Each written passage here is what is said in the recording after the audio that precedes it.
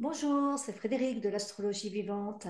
Bienvenue dans cette vidéo. Aujourd'hui, nous allons voir ensemble l'entrée de Jupiter dans le signe des Gémeaux. Donc, c'est un des événements majeurs de cette année, de l'année 2024. À savoir que on a eu plusieurs déjà événements qui se sont passés avec l'entrée de Pluton dans le signe du Verseau et puis la fameuse conjonction, la fameuse grande conjonction Jupiter-Uranus, justement Jupiter-Uranus qui a eu lieu dans le Taureau le 21 avril. Et avec l'entrée de Jupiter dans le Gémeaux, eh bien, on peut dire que la conjonction se termine tout doucement. Donc, l'entrée de Jupiter dans le signe du Gémeaux aura lieu le 25 mai et pendant un an, donc jusqu'au mois de mai 2025. Donc, on va regarder ensemble, on va analyser ensemble toute cette période. Et je ferai une autre capsule pour Jupiter signe par signe. Aujourd'hui, j'ai envie de vous parler de la symbolique de Jupiter, Jupiter en Gémeaux, de ce qui va se passer plus ou moins, enfin des énergies, des tendances des énergies dans ce signe. Et il y a déjà beaucoup à dire. Alors, pour ceux qui ne me connaissent pas, eh bien, je suis Frédéric Arlet, astrologue et fondatrice de l'école de l'astrologie vivante. Et j'ai une annonce à vous faire qui va vous plaire puisque je vais faire une masterclass 100% offerte sur le thème de l'abondance, justement. On va voir que Jupiter, c'est la planète de l'abondance aussi. Et donc, dans cette masterclass, j'ai envie vraiment de vous parler de comment attirer l'abondance dans votre quotidien, bien comment faire quoi. Donc dans cette masterclass, vous allez voir, on va parler des lois cosmiques qui régissent l'univers. On va parler voilà comment on peut le relier à votre thème natal. On va regarder aussi quelles sont les planètes, les signes, les maisons qui sont reliées à l'abondance et surtout de voir que tout le monde, quel que soit le thème que vous avez, que vous pensez que c'est plus difficile que quelqu'un d'autre, souvent on a tendance à comparer, eh bien tout le monde a le droit à l'abondance, il suffit de se connecter à cette abondance. Donc c'est vraiment le sujet que j'ai envie de vous partager dans cette masterclass. Donc l'inscription, eh bien je vais vous mettre le lien ci-dessous pour vous inscrire. La masterclass aura lieu le 28 juin à 20 heures, donc c'est un mardi. Donc, eh ben, déjà, notez-le dans votre calendrier pour prévoir cette date, parce qu'il y aura beaucoup d'informations qui vont être dites et qui vont être des secrets, en fait, des secrets que je vais vous révéler. Voilà pour cette conférence masterclass. Et maintenant, ben, je vous dis à tout de suite pour Jupiter en Gémeaux.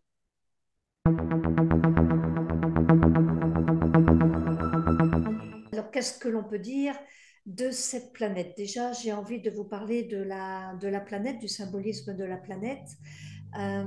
Ensuite, on regardera donc, parce qu'il y aura quand même deux, trois grandes périodes dans cette année de Jupiter en Gémeaux. On a Jupiter qui arrive dans le Gémeaux, donc ça c'est la première période, hein, le 25 mai, et puis qui va commencer à avancer dans le signe du Gémeaux. Et puis au mois de juillet, au mois d'août, on aura le fameux carré Saturne-Jupiter qui va se former d'une manière exacte, mais qui va se faire ressentir bien sûr aussi dès le mois de juillet, à partir, je pense, vers le 20 juillet. Ce carré, on va en parler, hein, ce carré de Saturne-Jupiter va commencer à se faire sentir. Et puis ensuite, donc, il y aura ce fameux carré, il y aura ensuite il va se déformer, c'est-à-dire qu'il va plus pendant peut-être un temps. Alors j'ai noté, hein, donc attendez que je regarde mes petites notes. Oui, moi j'ai noté que on allait ressentir le carré de Jupiter-Saturne à partir du 20 juillet jusqu'au début octobre. Et puis ensuite, on va avoir un carré exact au moment de Noël, le 24 décembre. Donc pareil, hein, un carré exact, mais qui va se faire ressentir bien sûr de début novembre, on va dire à mi-février. Donc on va dire qu'on va être dans une période quand même longue avec ce fameux carré qui va se présenter deux fois de Jupiter-Saturne. Donc ça, c'est aussi quelque chose de très important qu'on pourra parler. Et puis, la fameuse rétrogradation de Jupiter, hein, puisque Jupiter rétrograde, on va dire, environ 4 mois par an.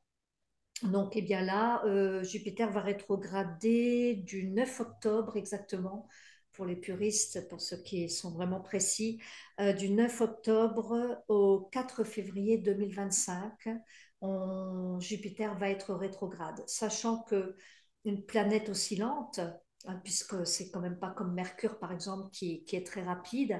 Jupiter, n'oublions pas, fait 1 an par signe, c'est-à-dire reste 1 an dans chaque signe. Et la révolution totale de Jupiter, eh bien, du coup, c'est 12 ans, puisque nous avons 12 signes. Donc, tous les 12 ans, Jupiter revient dans la position natale, par exemple. Dans votre thème natal, si vous avez Jupiter en taureau, admettons, eh bien, tous les 12 ans, Jupiter va revenir dans le taureau. C'est pareil pour le Gémeaux. Tous les 12 ans, Jupiter revient dans le Gémeaux. Donc la dernière fois que ça s'est produit, eh bien, c'était en 2012. En 2012. Sauf que les configurations planétaires n'étaient pas les mêmes qu'aujourd'hui, hein.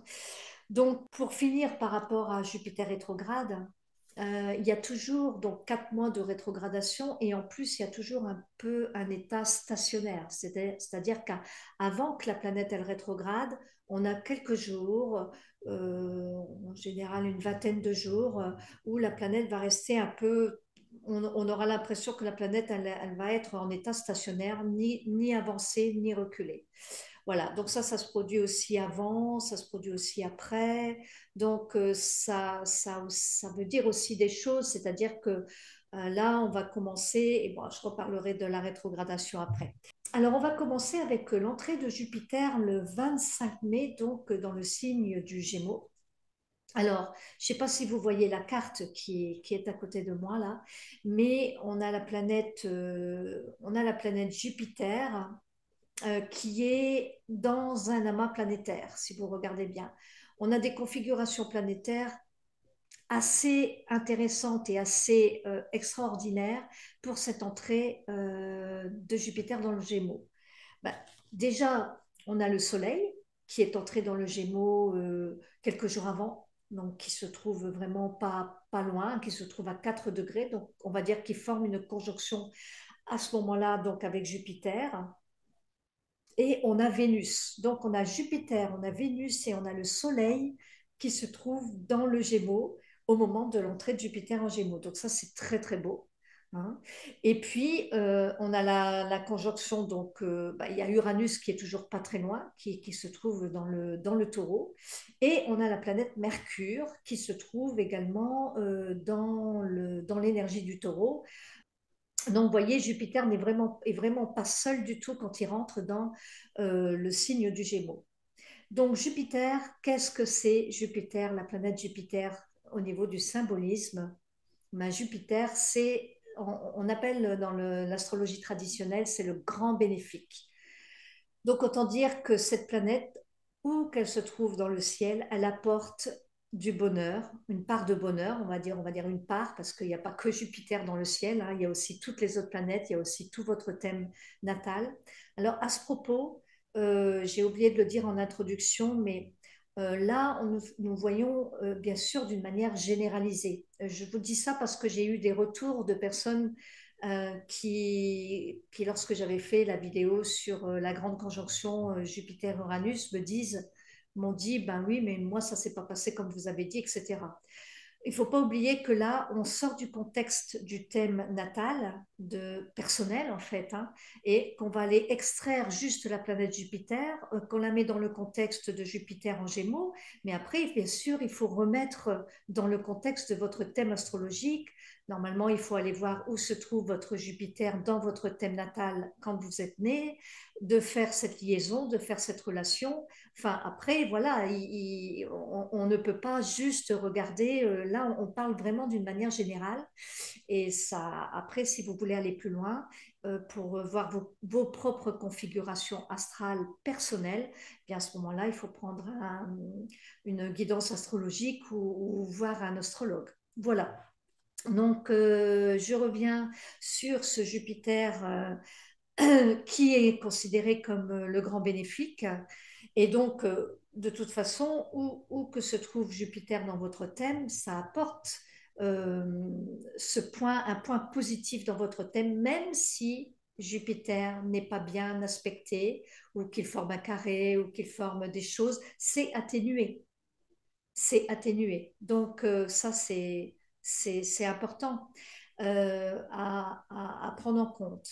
Alors, qu'est-ce que va nous apporter cette planète Jupiter? Ben, Jupiter, c'est la planète du Sagittaire qui se trouve en face.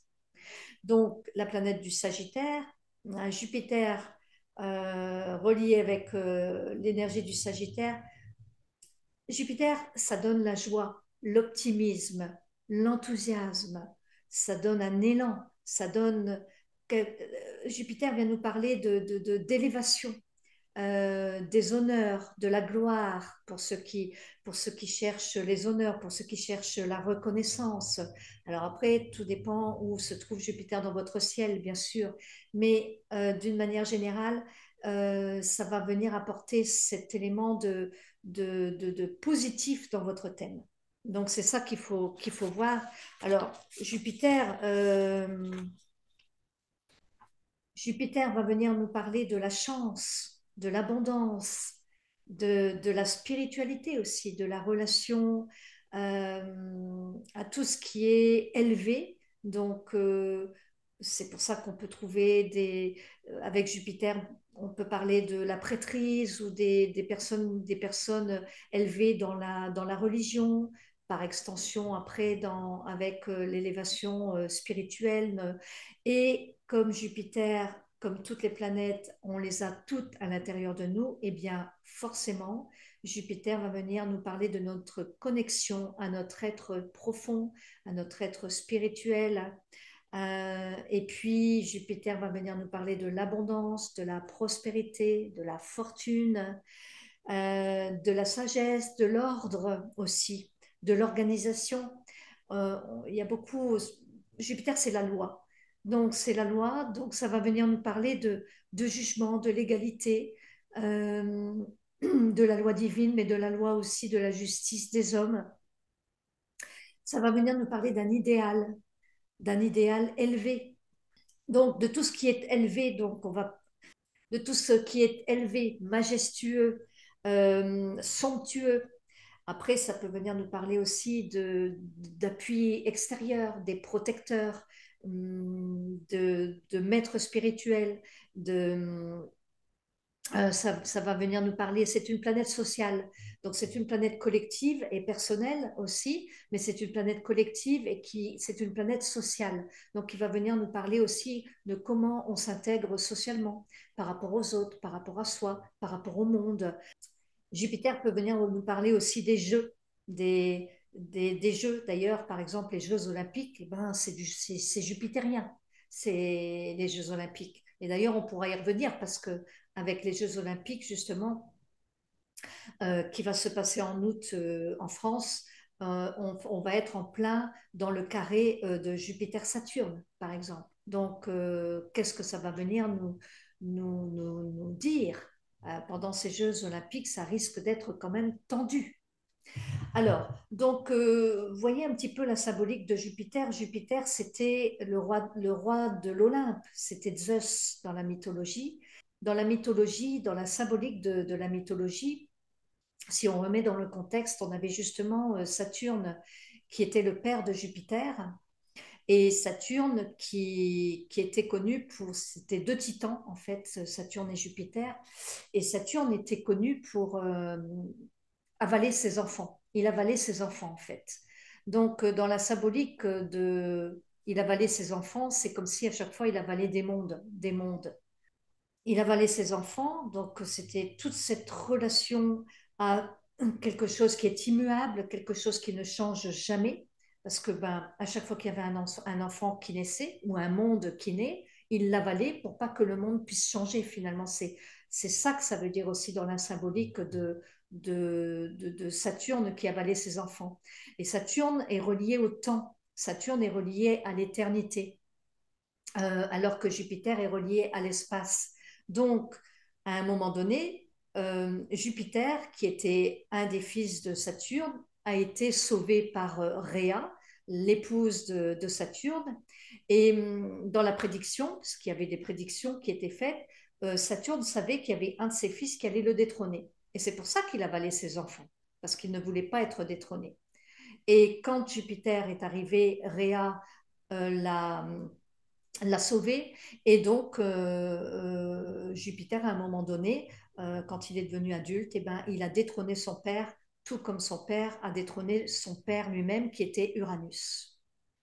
Donc, d'ailleurs, dans la mythologie, quand Saturne euh, détrône Uranus, qui est son père, il prend sa faux, on lui donne une faux. C'est pour ça que Saturne est représenté par l'arcane 13 dans le tarot avec la faux. Et donc, on lui a donné une faux et il a émasculé son père Uranus qui s'est disloqué en fait en 12 parties. Et 12 parties, ça nous fait penser un petit peu au zodiaque, aux 12 signes du zodiaque, voyez-vous. Donc, ça, c'est l'histoire de Uranus. Après Saturne, le fils qui a détrôné Uranus, et Jupiter qui détrône Saturne. Donc, Jupiter, quand il détrône Saturne, Jupiter, c'est tout à fait autrement. C'est-à-dire, c'est carrément l'opposé de Saturne. Saturne qui représente la rigidité, euh, euh, on reste en place, on ne change pas, c'est relié à l'éternité, au temps qui passe, et tout est figé avec Saturne. Voilà. Et Jupiter, il arrive, Jupiter va devenir le roi de l'Olympe. Et Jupiter, dans cet espace, puisque justement, c'est la planète qui va représenter l'espace, donc Saturne le temps, Jupiter l'espace. Euh, Jupiter, quand il devient donc le roi de l'Olympe, eh ben lui, il est dans la bonté, dans la clémence. Alors, il amène aussi les lois, les lois qui vont ériger une nouvelle société, mais dans l'idée, dans la symbolique, c'est un nouveau monde qui s'ouvre avec Jupiter, parce que Jupiter, il a soif d'expansion, d'expansion avec l'espace, il a soif d'élévation. Donc, il est dans son trône, dans la mythologie, c'est le roi de l'Olympe, et donc, du coup, il est rempli de bonté, de clémence. Il va diriger l'Olympe dans un gant de fer, mais on dit toujours une main de velours dans un gant de fer. C'est un petit peu ça, Jupiter. C'est-à-dire que autant Saturne, c'est le karma, c'est la loi implacable de tout ce que l'on fait, ça nous revient. Autant Jupiter, il peut y avoir de la clémence, de la bonté. Il va y avoir la loi aussi, mais ça va être une loi juste, une loi où on peut se permettre aussi de donner un état de grâce, de donner un état de, il y a de la compassion ici, il y a de la compassion, il y a de l'amour, il y a de la bonté, il y a de la clémence. On peut être gracié. Donc ça, tout ça, c'est Jupiter. Par contre, il y a quand même un ordre établi avec une hiérarchie dans la hiérarchie de l'Olympe.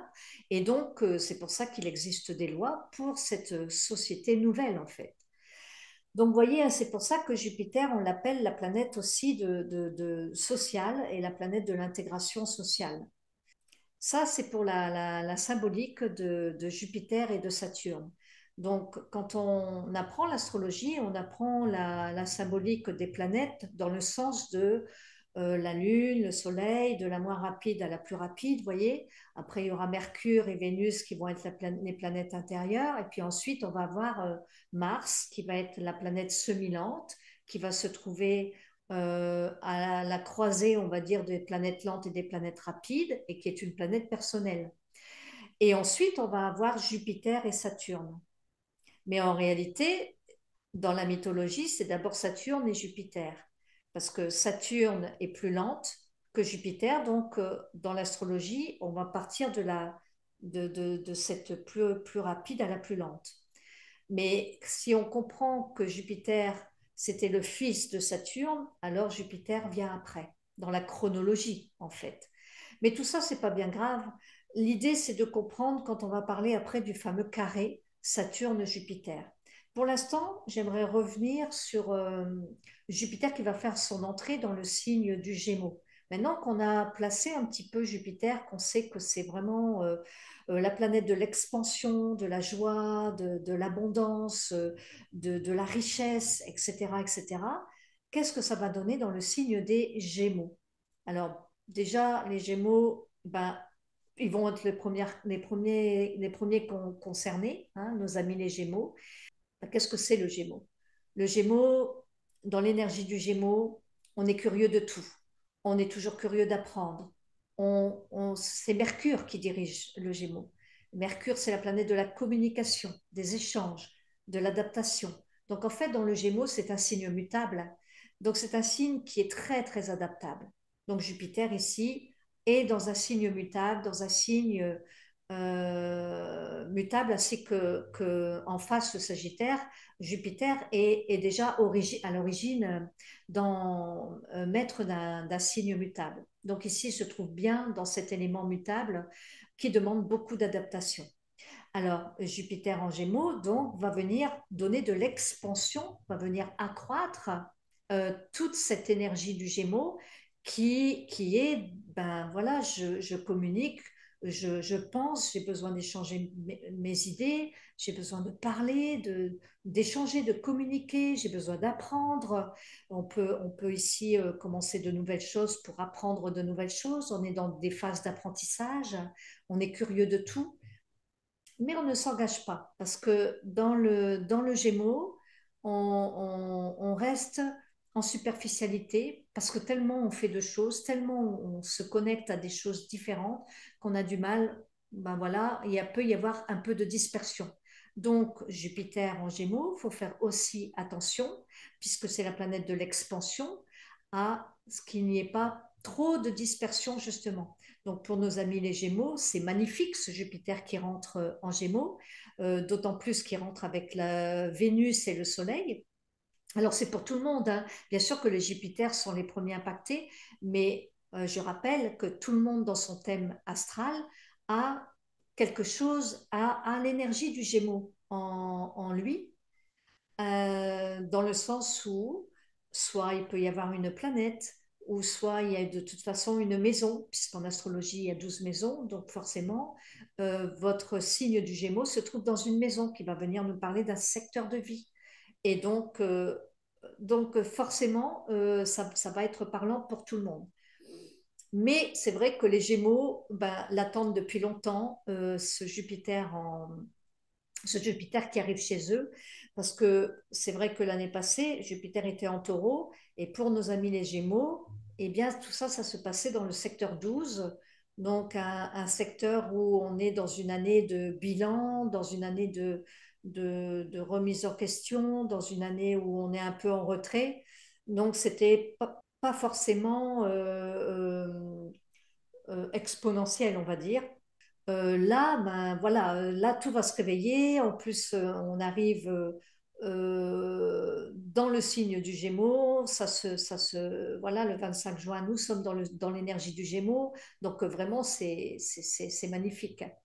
Donc voilà ce que ça va venir nous parler de ce Jupiter en Gémeaux. Ça peut venir nous parler aussi de travail, hein, parce que de tout ce qui est communication dans le travail, comme c'est une planète sociale, ça peut venir nous dire, bah, si vous êtes par exemple dans un métier avec les réseaux sociaux, bah, ça peut venir amplifier les échanges, la communication à ce niveau-là sur Internet, l'informatique, c'est d'aller à l'extérieur, d'aller vers le monde, de s'ouvrir au monde ici pour soit transmettre aussi, soit reprendre des formations, soit réapprendre des choses ou apprendre des choses, soit ouvrir une société ou être dans des choses où on communique beaucoup, beaucoup, beaucoup.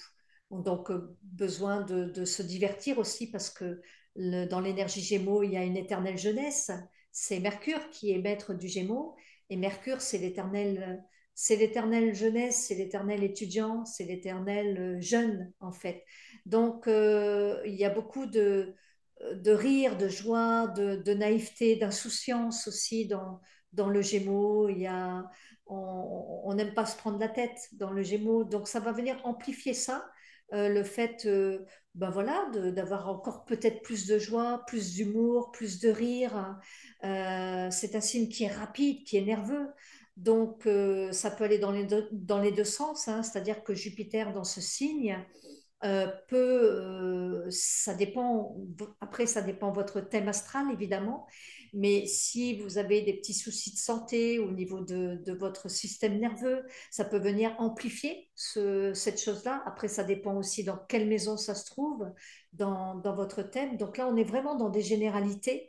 Donc, il ne faut pas prendre pour acquis ce que je dis dans chaque phrase. C'est vraiment, ça dépend les personnes. Mais c'est vrai que le système nerveux peut être mis un petit peu en exergue, on va dire ici, avec cette période de Jupiter dans le signe du Gémeaux. Qu'est-ce qu'on peut dire encore voilà quoi, en gros, ce que l'on peut dire de cette énergie de Jupiter dans le signe du Gémeaux.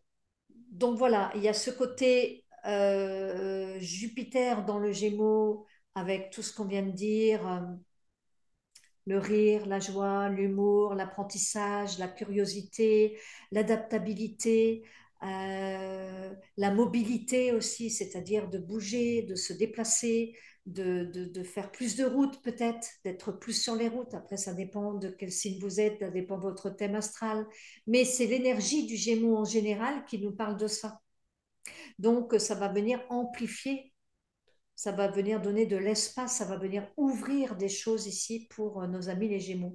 Alors les signes, évidemment, on va dire impactés au premier degré, hein, eh bien ça va être toute la croix mutable, c'est-à-dire les signes des Gémeaux avec en face le signe du Sagittaire, et puis le signe de la Vierge et le signe du Poisson, sachant que tout ça va former un carré au signe du Gémeaux.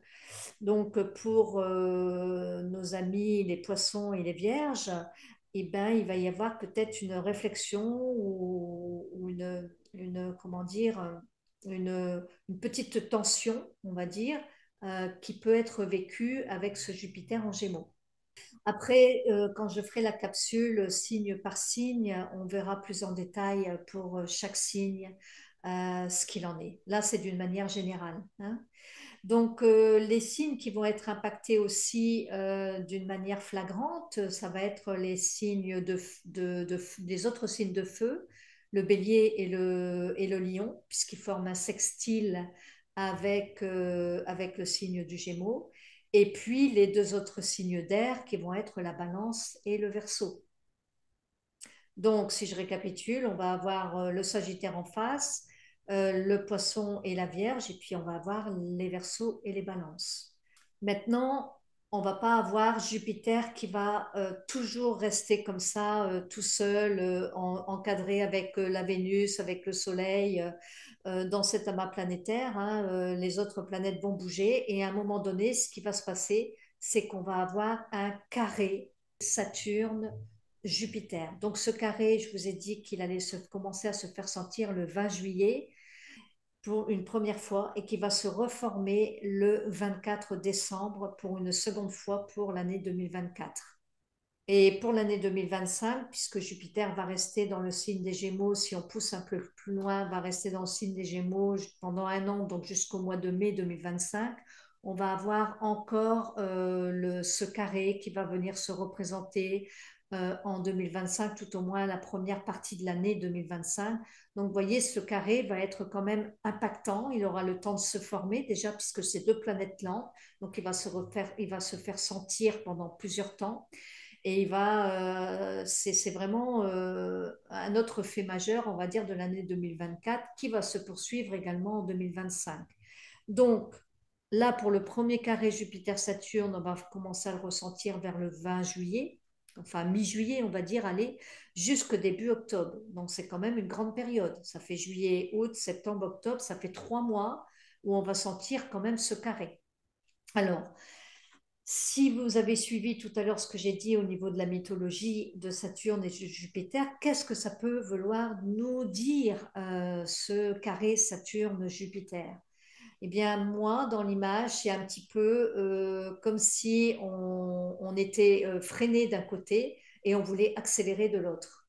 Donc, c'est comme si on avait l'image d'être, ben, je sais pas moi, dans une voiture où on a le pied sur l'accélérateur, c'est Jupiter, et on a le pied en même temps sur le frein, c'est Saturne. Bon, c'est pas très confortable pour conduire. Saturne nous donne des limites, nous donne de la structuration, des limites, des freins. Euh, et des retards. Enfin, on va dire que comme c'est la planète du temps, tout est long avec Saturne. Donc, ça peut provoquer des choses qui vont durer dans le temps.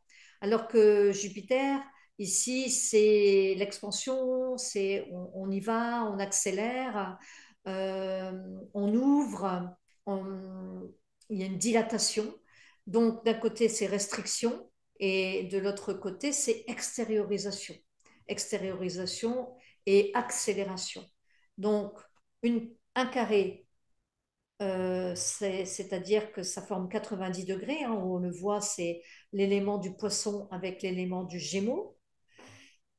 Et ce carré, un carré vient toujours nous parler d'un défi, d'une tension aussi. Donc, il y aura forcément des tensions qui vont être vécues, mais un carré, c'est aussi fait pour être justement dépassé et pour être, comment dire, ça nous aide à grandir en fait.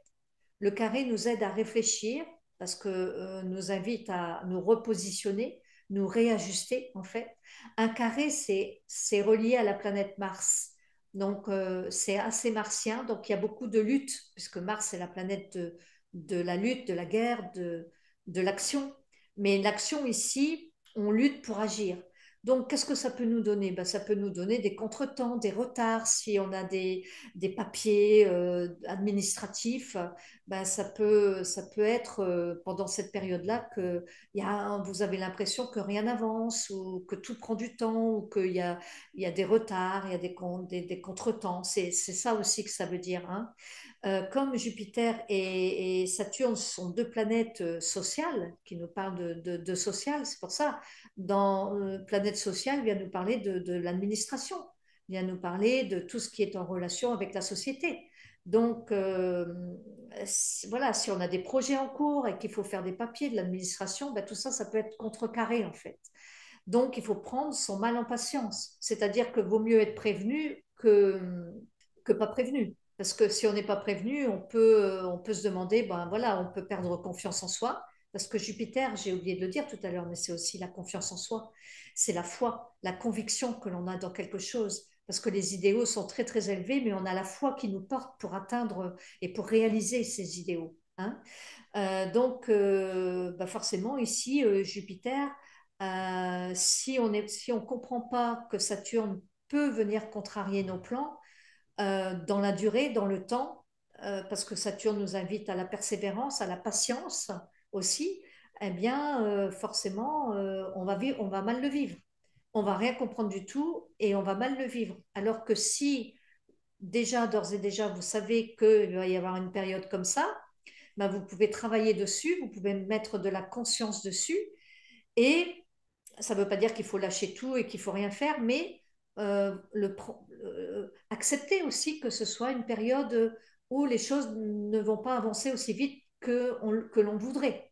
Hein, je vous rappelle, on met le pied sur l'accélérateur d'un côté et on met le pied sur le frein de l'autre. Donc, on est toujours en mode j'accélère, je freine. C'est très, très inconfortable.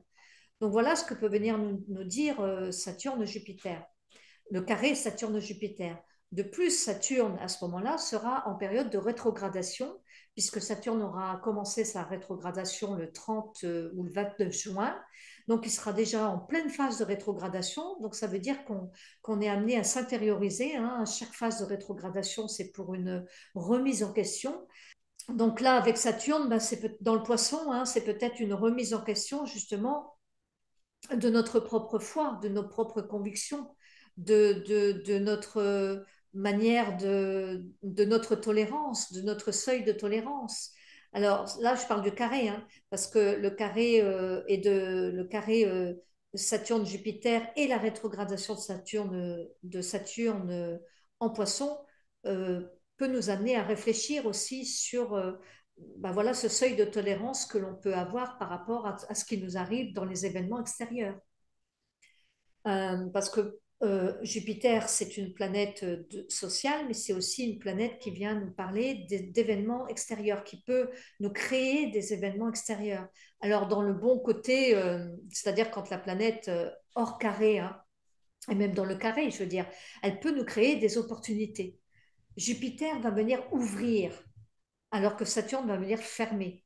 Donc Jupiter va venir ouvrir les choses et va venir créer des opportunités. Donc, pendant le temps de la rétrogradation de Jupiter, pendant le temps que Jupiter va être en carré à Saturne, ça va venir apporter également des opportunités, mais des opportunités qui vont devoir être peut-être mûries ou ajustées ou réfléchies avant de pouvoir dire, ben oui, je me lance. Voilà ce que ça veut dire aussi. Donc, Jupiter va commencer sa rétrogradation. Alors, donc Jupiter va commencer sa rétrogradation à partir du 9 octobre jusqu'au 4 février 2025, donc pendant 4 mois. Parce que Jupiter est une planète qui rétrograde tous les ans, et tous les ans, elle rétrograde environ 4 mois. Donc on a l'habitude tous les ans d'avoir un Jupiter qui rétrograde comme ça pendant 4 mois. Alors la rétrogradation de Jupiter, comme toutes les rétrogradations, ça va demander à venir se repositionner ou se remettre en question. Et comme on sera plus ou moins encore avec le carré de Saturne-Jupiter, puisqu'il sera un petit peu dans l'aura, même si pendant tout le mois d'octobre, le carré ne sera plus là, moi j'ai envie de dire qu'il est quand même présent, sous-jacent, en fait, parce il va se défaire pendant un mois, puis après il va se reformer. Alors c'est vrai qu'au mois d'octobre, on va sentir une tension se libérer de ce carré qui ne sera plus. Mais en même temps, on va avoir la rétrogradation de Jupiter qui va arriver. Donc, ça va venir nous demander de retourner aussi pour se réapproprier cette nature jupitérienne, pour dire, ben, alors ça veut dire quoi? Jupiter qui va rétrograder dans le signe du Gémeaux. Tout à l'heure, j'ai dit Jupiter dans le Gémeaux, c'est magnifique, hein, c'est magnifique dans chaque signe, hein. Donc, c'est vraiment une ouverture au monde, une ouverture à la communication, aux échanges, pour apprendre, etc. Et c'est aussi beaucoup de dispersion, parce que dans la nature du Gémeaux, le Gémeaux a tendance à se disperser aussi. Donc, Jupiter va venir aussi donner de l'expansion à ça. Donc, attention à nos amis les Gémeaux ou à tous ceux qui ont des planètes dans le signe du Gémeaux, eh bien, de faire attention à la dispersion. Voilà. Alors, Jupiter qui va rétrograder va venir nous dire, concentre-toi mieux, une meilleure concentration, un meilleur centrage en fait des énergies. Donc pour moi, Jupiter rétrograde, c'est pas mauvais du tout en soi. Et puis de toute façon, Jupiter rétrograde, on le vit tous les ans. Donc ça fait partie de notre rythme de vie en fait. C'est ça qu'il faut comprendre. Donc Jupiter rétrograde, c'est juste un repositionnement. Ça va être une période magnifique justement pour se recentrer, pour être bien aligné et pour justement réajuster cette dispersion qu'on pourrait avoir. Voilà, moi, ce que je pourrais dire de ce Jupiter rétrograde. Et en plus, Jupiter rétrograde, Jupiter nous parle de tolérance, de compassion aussi. Parce que n'oublions pas que Jupiter, c'est le maître secondaire du signe du poisson. Il est maître du signe du Sagittaire, mais il est aussi maître du signe des poissons. Et dans une rétrogradation, surtout qu'il est relié pendant toute cette période à la planète Saturne dans le poisson, eh bien, l'énergie du poisson nous parle justement de la compassion, du pardon, de la tolérance, de l'amour qu'on peut se donner, du don de soi. Donc, du coup, Jupiter rétrograde va venir retravailler sur toutes ces fonctions-là. Euh, voilà, parce que c'est vrai que dans l'énergie du Gémeaux, comme c'est un signe d'air, c'est un signe qui est, comme tous les signes d'air, relié au monde des idées, hum, et aussi où on a cette capacité de prendre de la distance par rapport à nos émotions. Alors après, ça dépend, hein, ça dépend où se trouve votre lune, ça dépend d'autres choses, d'autres facteurs. Mais d'une manière générale, ici, tout est cérébralisé, tout est rationalisé quelque part. Donc, il peut y avoir comme une certaine forme d'indifférence qui peut se créer, où on peut faire les choses par intérêt, où on peut faire les choses d'une manière, c'est pas d'une manière désintéressée forcément, mais on peut faire les choses voilà, pour le ramener à soi, si vous voulez. Donc, du coup, Jupiter, dans la période de Jupiter rétrograde, ça va pouvoir venir donner ce réajustement, d'être plus tolérant, d'être plus dans la compassion, d'être plus de s'intéresser plus aux autres, ou plus à la relation que l'on a aux autres, d'être moins dans la distance. Alors, ça ne veut pas dire que moins dans la distance, c'est d'un point de vue émotionnel, hein, c'est pas de rentrer dans des émotions, hein, c'est pas ce que je suis en train de dire. Mais, mais voilà, Jupiter dans cette fonction-là, ici, peut apporter ces choses, peut apporter cette vision-là, en fait. Et bien voilà pour ce Jupiter en Gémeaux, d'une manière générale, ce que l'on peut dire sur le Gémeaux, sur cette entrée de Jupiter en Gémeaux. Si vous avez aimé votre vidéo, eh bien n'hésitez pas à liker, partager, commenter. Je vous ferai une capsule avec Jupiter en Gémeaux signe par signe pour que tout le monde puisse voir un petit peu d'une manière générale et globale et bien sûr sorti du contexte de votre thème astrologique personnel, hein. Euh, mais d'une manière générale, vous pourrez comme ça avoir quelques pistes d'interprétation. Je vous souhaite bien plein de belles pensées lumineuses et je vous mets le lien ci-dessous si vous souhaitez en savoir plus sur l'abondance, comment attirer l'abondance dans votre quotidien. C'est une masterclass complètement offerte. Voilà, donc si vous souhaitez vous inscrire, le lien est ci-dessous, je le rappelle. Et je vous dis à bientôt pour une prochaine vidéo.